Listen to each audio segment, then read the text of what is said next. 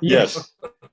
So there's that. But my fiance went to Arizona for a few days for a birthday party with one of her best girlfriends, and so he came over, and we're just hanging out, and it's so random, what can I say? It's just fate, Yeah, there you go. It is. So yeah, got questions? Ask away. Yeah. So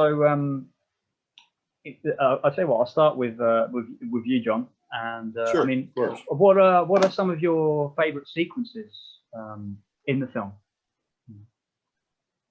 Wow. Okay. Wow. Obviously, the Coco Bongo sequences were just some of the funnest things to do ever. Of course, all of them. That was really just damn fun. Again, we were talking about Strictly Ballroom and creating the lighting effect, the star filter, and I love music, and the whole thing it was in living color, and we represented it that way. I think ultimately to the audience, it's just kind of bitching, but so I love that. But I also, one scene that sticks out, aside from the introduction, the moment of introducing Cameron, that was super fun, of course. But the scene where Cameron, where Ip Stanley, and when he's not the mask, and she are upstairs in the bank. I think they had a moment there, and they were in a balcony. I don't know. I kind of remember that somehow. Do you remember that? And it was just so touching to me, and I love the light. The thing about the mask was, as fantastical was some of the cartoon lighting, you could say, was when the mask wasn't doing his thing, if you will, and it was Stanley Ipkiss, the lighting was very, very natural, very soft source of European lighting, very real. And the contrast of that I just love, just generally.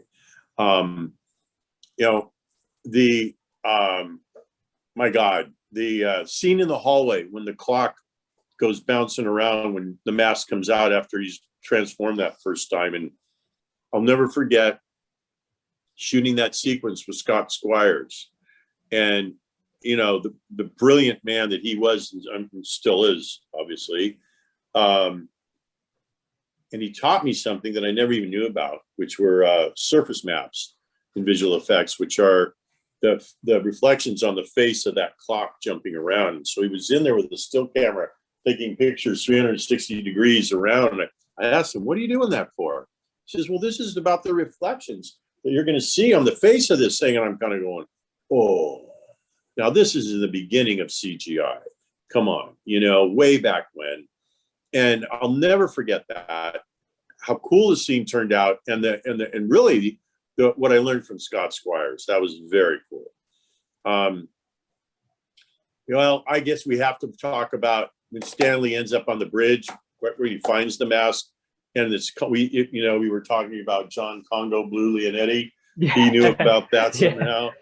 Yeah. And we went deep with Congo Blue, and that's a classic example of again an homage to Tales from the Crypt previously, but that was fun to do. That was done in like San Pedro or something. Yeah, that's right. San Pedro that's Harbor. Right.